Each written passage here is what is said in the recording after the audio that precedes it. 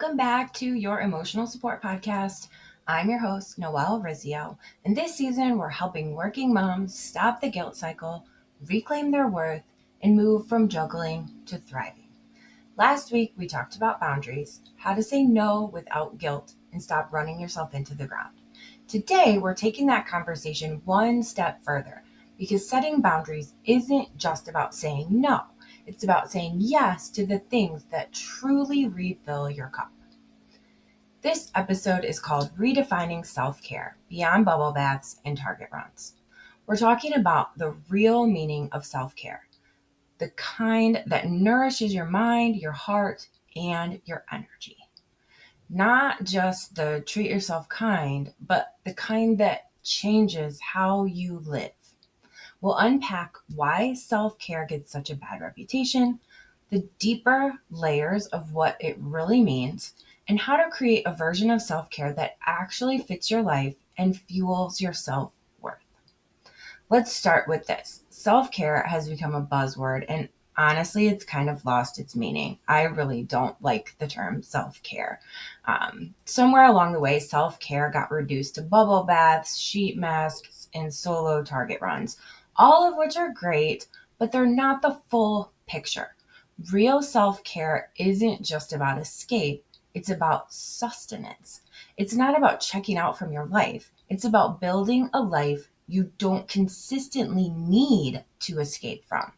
And yet, for so many moms, self-care feels impossible because the second we try to take time for ourselves, that guilt creeps in. Shouldn't I be doing something more productive? My kids need me. My husband can't do it by himself. It's selfish to take time away. But here's the truth. You can't nurture others from an empty tank. We've heard this a million times. If you want to show up with patience, creativity, humor, and heart, you have to refill your own energy. And that means self-care isn't selfish. It's maintenance. Think of it like this. Your phone needs to be recharged daily. Why wouldn't you? So if we know we need it, why do we resist it so much? Here's a few reasons. We confuse self-care with self-indulgence. We've been taught that rest is lazy, that productivity equals worth, and that being consistently on is noble.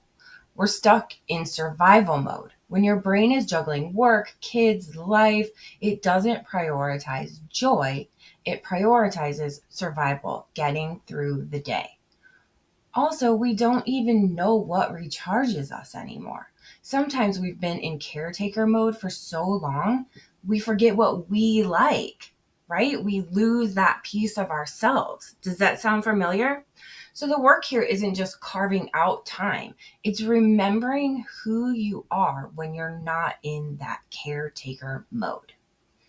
So my best friend, who also happens to be my cousin, we started planning these girls' weekends.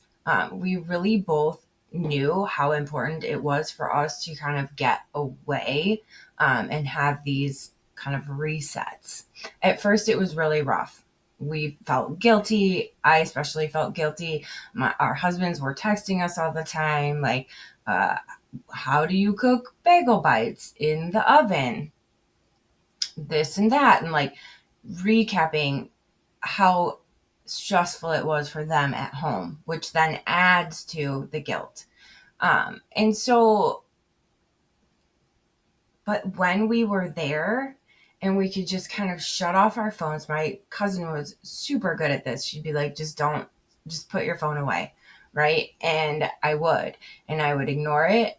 And it just felt so good to be there and be present in the moment when it was just us. And we would, if we can't use one of our houses, we literally would go get an Airbnb somewhere and just make it a point to get away. And we do this all the time, at least a couple times a year. Sometimes it's more, sometimes it's less. But the more we do it, the more our husbands get used to it, the less they contact us, the more we come home feeling refreshed and ready to do it all again. At first, it was hard. It was very hard. The guilt crept in.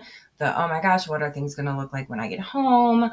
That, would kind of be on our minds. But once we were there and we were there with each other and we both so much needed that time to just not be on and not be responsible, it is the best thing. And I would recommend it to anyone who can do it. It really taught me that self-care isn't about escaping motherhood. It's not about escaping, right? Although that is a bonus, but it's about reconnecting with you so you can return as a fuller version of yourself. When we go on these girls' weekends, we get back to who we were before we were mom, before we were wife, before we were all the things that we're required to be on a daily basis. And we reconnect with who we are. And that is the point of it.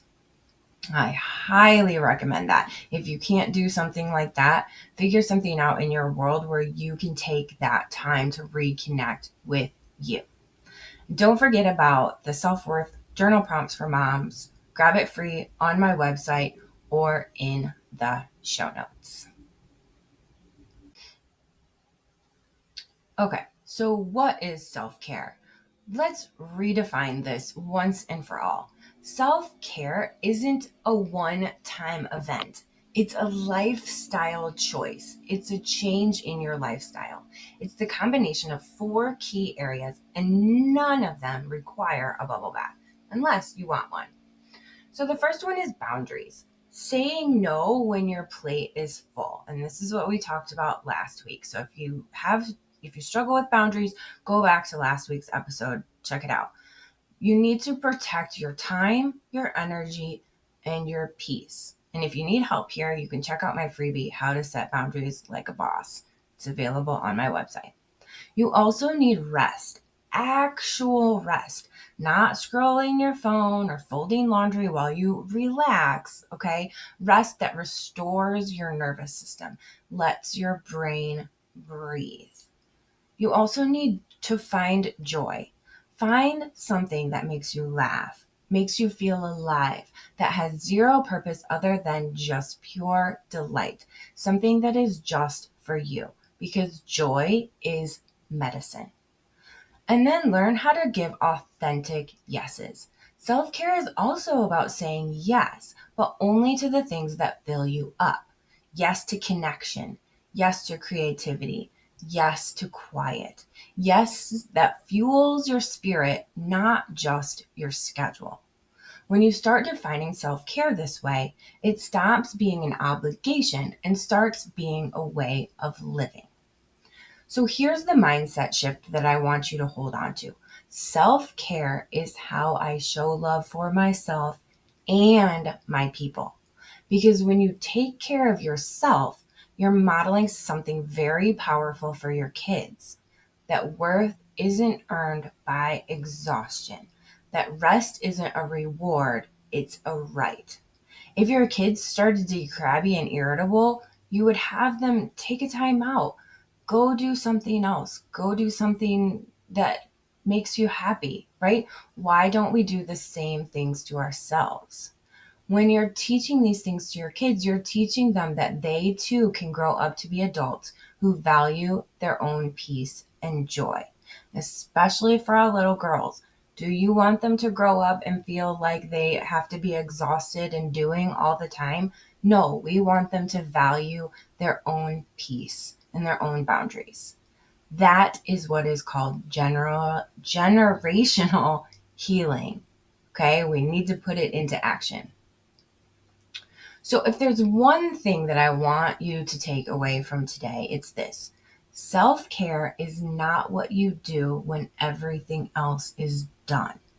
It's what allows you to keep going.